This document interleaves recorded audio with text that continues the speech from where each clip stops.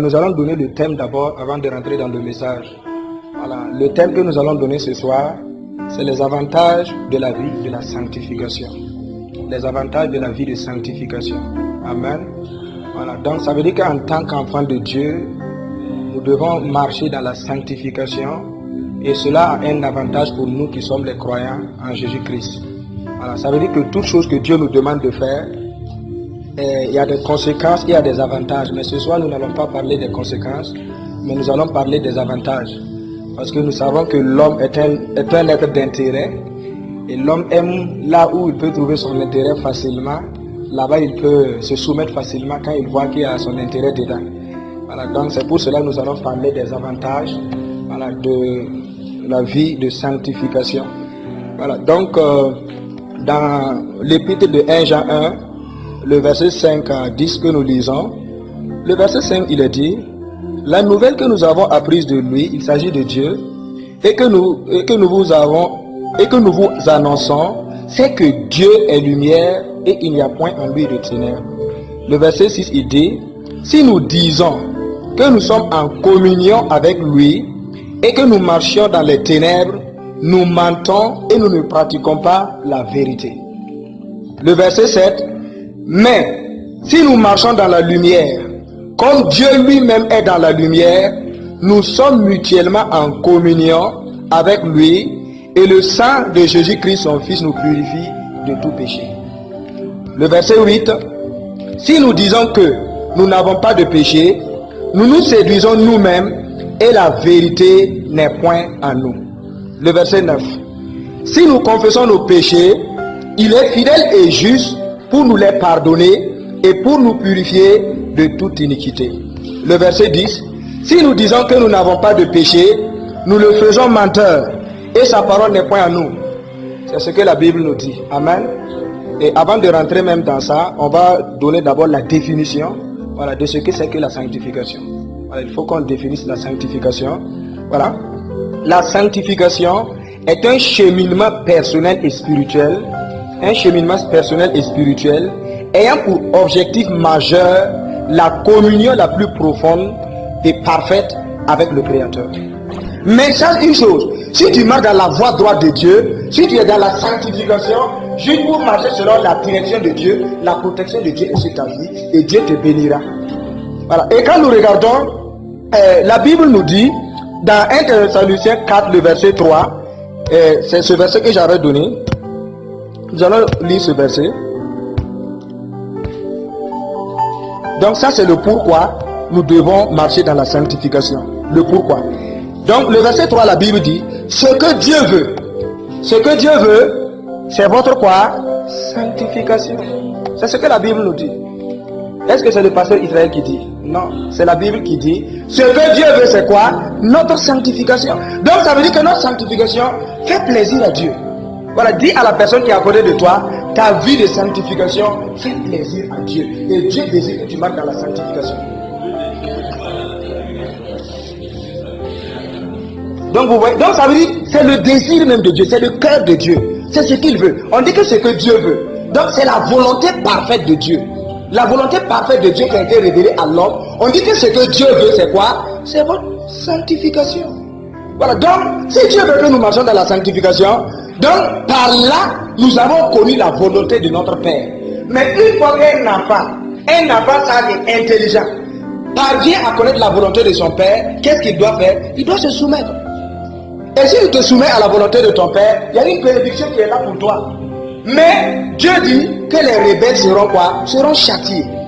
Voilà. Les rebelles, il y a des gens qui diront que non, moi je vais vivre ma vie comme je veux, mon corps m'appartient, je fais comme je veux. Voilà. Maintenant la question que je vais te poser: est-ce que si tu vis comme tu veux, connais-tu le jour que tu vas quitter la terre ou connais-tu le jour que Jésus-Christ reviendra? Personne ne le sait. La Bible dit que Jésus reviendra comme un voleur. Et ainsi en est-il de la mort. La mort ne prévient jamais avant de venir. C'est pourquoi nous devons nous efforcer à vivre dans la sanctification, quelle que soit l'heure que notre Seigneur viendra, ou quelle que soit l'heure que nous allons quitter la terre, que nous puissions rejoindre notre patrie céleste, qui est le paradis. On dit que l'amour ne parle pas du mal de son prochain. Voilà, une personne qui aime parler du mal de son prochain, c'est une personne qui a quoi? La haine dans son cœur. Or la Bible dit que celui qui a la haine marche dans les ténèbres. La diffamation, c'est quoi? Est-ce que quelqu'un qui aime quelqu'un peut diffamer le nom de la personne? Non. La diffamation vient de la haine. Les commérages, les injures, les calomnies, tout ça, ça vient de l'esprit de la haine. Il y a des gens qui haïssent les gens sans cause. Or, la personne n'a rien fait. Ça, c'est la sorcellerie. Ça, c'est pire même que la sorcellerie. Donc, ça veut dire que nous devons avoir la nature de Dieu. Parce que nous sommes nés de Dieu. Nous sommes nés par le Saint-Esprit. Et nous devons changer notre manière de vivre. Parce que la Bible dit que nous ne sommes plus des païens. Parce que nous avons été rachetés par le sang de Jésus. On nous a fait connaître la vérité. On nous a fait connaître le chemin du ciel. Et on nous a dit maintenant, vous n'êtes plus de la nouvelle, vous n'êtes plus de l'ancienne nature. Vous êtes devenu une nouvelle créature. Et vous devez avoir une nouvelle vie. Nous devons avoir une nouvelle vie. Nous ne devons plus vivre la vie ancienne que nous vivons. Il y a autrefois on buvait de l'alcool. Il y a autrefois on courait derrière les filles. Il y a autrefois on courait derrière les fétiches. Mais maintenant qu'on a connu Christ, on ne doit plus faire ces choses. On ne doit plus faire ces choses. Nous allons repartir maintenant. Nous allons retourner dans 1 Jean, chapitre 5, le verset 18. Nous allons regarder encore un avantage. Un avantage de la vie de la sanctification. Nous sommes toujours dans les avantages. 1 Jean chapitre 5 le verset 18. Nous savons que quiconque est né de Dieu ne pêche pas. C'est ce que dit la Bible. Donc quiconque est né de Dieu. Voilà, qui est né de Dieu? C'est celui qui a reçu le Seigneur dans sa vie. Celui qui a reçu Jésus. La Bible dit que le jour que tu as accepté Jésus dans ta vie, ça veut dire que tu es une nouvelle créature, tu es né de nouveau. Et la Bible dit maintenant que celui qui est né de Dieu ne fait pas quoi? Ne pêche pas. Et vous allez voir dans d'autres versions, il a dit que celui qui est né de Dieu ne pratique pas le péché. Voilà, pratiquer le péché, ça veut dire que c'est la vie quotidienne de la personne. Ça veut dire que la personne ne fait que commettre ces mêmes choses, quotidiennement. Ça devient sa nature de vie. Or, la Bible dit que celui qui est né de Dieu, il ne doit pas faire quoi? Il ne doit pas pratiquer le péché. Donc ça, c'est ceux qui sont nés de Dieu. Pourquoi il ne doit pas pratiquer le péché? Premièrement, nous avons la sémence de Dieu en nous. Et cette sémence nous amène maintenant à pouvoir vivre dans la sanctification. Aucune personne ne peut vivre la vie de sanctification s'il n'a pas Jésus-Christ en lui. Il n'y en a même pas, c'est pas possible. Même si tu veux t'efforcer, tu ne peux même pas. Parce que c'est le Saint-Esprit, l'Esprit Saint, qui t'amène à vivre la vie de sainteté.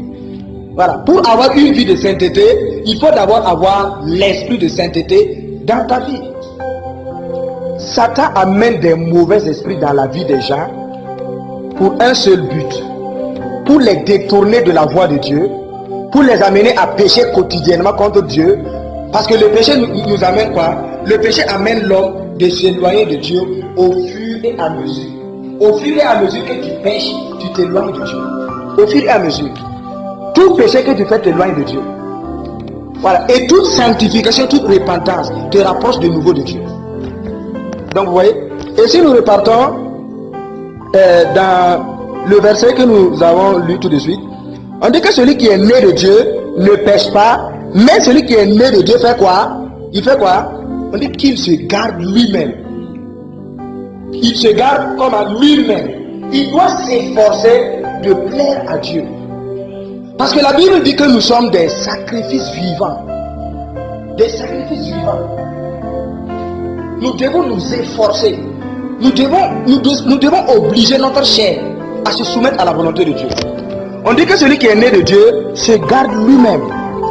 Et c'est pas tout, hein. Regardez la suite. Et le malin ne fait quoi, hein? Et le malin ne le touche pas. C'est ce que dit la Bible.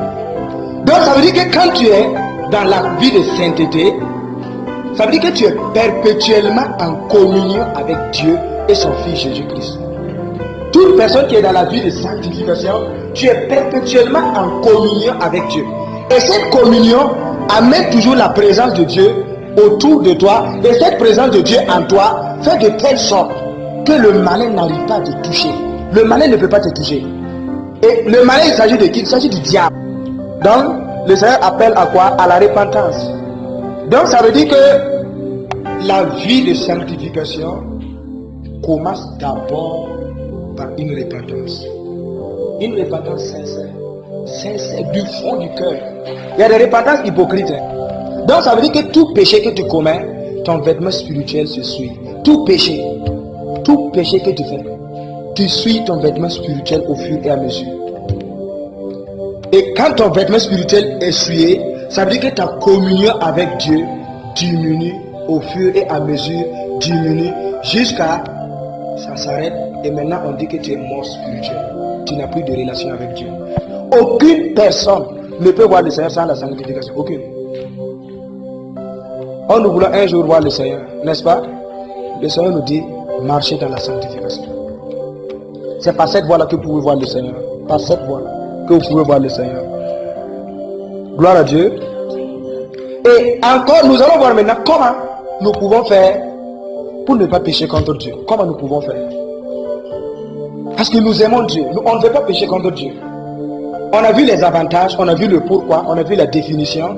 Maintenant, nous allons voir maintenant comment nous allons faire pour ne pas pécher contre Dieu. Donc, ça veut dire que si nous ne voulons pas pécher contre Dieu, nous devons continuellement garder la parole de Dieu dans notre cœur. C'est seule la parole de Dieu qui a la capacité de nous amener à ne pas pécher contre Dieu. Prenons un exemple. Si par exemple tu nourris ton cœur de la parole de Dieu, et la parole de Dieu te dit que le mensonge n'est pas bon, le jour que tu veux mentir, cette parole dans ton cœur là, le Saint-Esprit va utiliser ça pour te donner un verset. Ici il est dit, tu ne mentiras pas.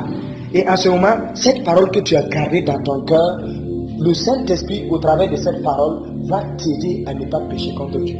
C'est pourquoi il dit, je scelle ta parole dans mon cœur afin de ne pas pécher contre toi. Parce que la parole de Dieu a la capacité de nous sanctifier. Et nous pouvons voir cela dans Jean 17, le verset 17. Jean 17, le verset 17. La parole de Dieu même a la capacité de nous sanctifier. Lisons Jean 17, 17, vous allez voir ça.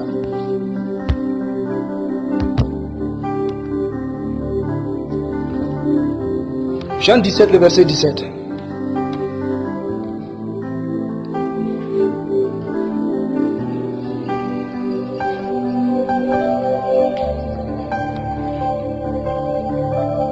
La première personne qui nous trouve peut nous lire Jean 17, le verset 17.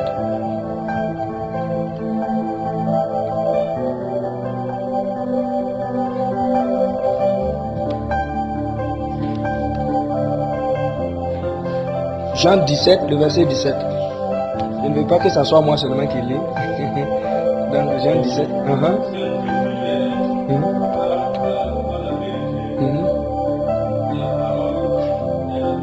Donc tu vois, c'est Jésus lui-même qui priait le Père et qui dit, sanctifie-les par ta vérité, ta parole est ta vérité. Ta parole est la vérité. Donc ça veut dire que la parole de Dieu a la capacité de nous sanctifier.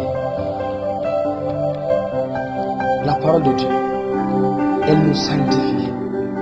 Elle nous amène à nous débarrasser de tout péché et de vivre selon la volonté parfaite de Dieu. Amen.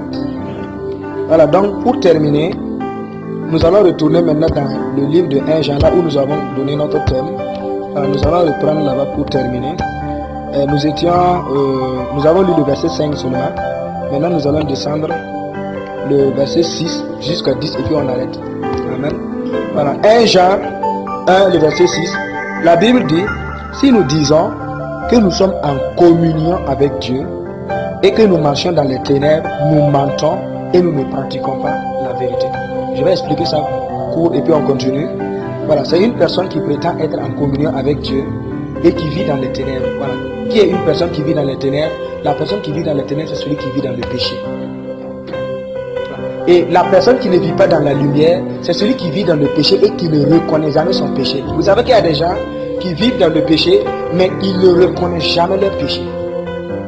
Vous voyez que la Bible disait que David était l'homme selon le cœur de Dieu.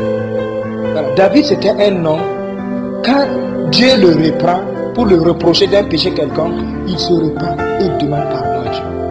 Ça veut dire ce qu'il faisait même plaisait à Dieu. Or le roi Saül c'était le contraire. Même quand il dit ici tu as péché, il veut nier.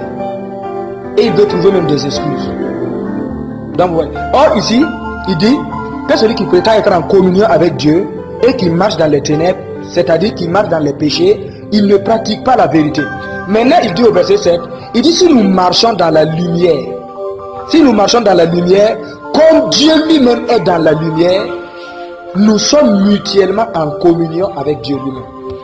Est-ce que vous voyez? Et maintenant on dit, et le sang de Jésus son fils nous purifie de tout péché. Le sang de Jésus nous purifie de tout péché. Voilà. Donc maintenant, qui est une personne qui marche dans la lumière? Une personne qui marche dans la lumière, ça ne veut pas dire qu'il ne pêche pas. Voilà. Expliquons bien pour connaître, pour comprendre. Voilà. Donc ça veut dire la personne qui marche dans la lumière, ça veut dire qu'il peut arriver à pécher, mais il ne se répand rapidement. Vous voyez? Donc ça veut dire que celui qui marche dans la lumière, s'il est convaincu d'un péché, automatiquement il se répand. Donc ça ne veut pas dire que c'est une personne qui ne pêche pas, il n'a jamais péché. Non, non, non, c'est pas ce que la Bible veut dire. La personne qui marche dans la lumière, c'est la personne qui reconnaît ses péchés et les confesse et les abandonne. Voilà. C'est cette personne-là qui marche dans la lumière. C'est pourquoi la Bible dit que cette personne qui marche dans la lumière, le sang de Jésus le purifie de tout péché. Voilà. Donc je vais continuer pour que vous voyez une personne qui marche dans les ténèbres et une personne qui marche dans la lumière. Le verset 8 nous dit une personne qui marche dans les ténèbres. Le verset 8. On dit, si nous disons que nous n'avons pas de péché, nous nous séduisons nous-mêmes et la vérité n'est point en nous. Or, nous avons lu dans Jean 17, 17 que c'est la parole de Dieu qui est la vérité. Et on dit que celui qui dit qu'il n'a pas péché, la vérité n'est pas en lui. Ça veut dire que la parole de Dieu n'est pas en lui. Si la parole de Dieu est en toi, la parole de Dieu même te convainc toujours de péché et de jugement. Imagine-toi, toi tu fais un commérage, la parole de Dieu va te dire, ah ici là tu as péché. Tu diffames le nom de quelqu'un, la parole de Dieu te dit, ici tu as péché. Tu calomnies ton frère, tu as péché. Voilà, tu sors, tu as la pensée même d'une femme ou d'un homme que tu vois passer et tu as envie de la personne pour des impuretés. La parole de Dieu te dit, même ta pensée même est un péché. Donc ça veut dire que c'est la parole de Dieu à nous, qui est la vérité de Dieu, qui est notre témoin intérieur par le Saint-Esprit pour nous convaincre du péché et du jugement. Est-ce que vous voyez? Voilà, maintenant, il y a des gens qui disent qu'ils n'ont pas péché. Et la Bible dit que ce sont des menteurs. Ça veut dire qu'ils se séduisent eux-mêmes. Il y a une personne qui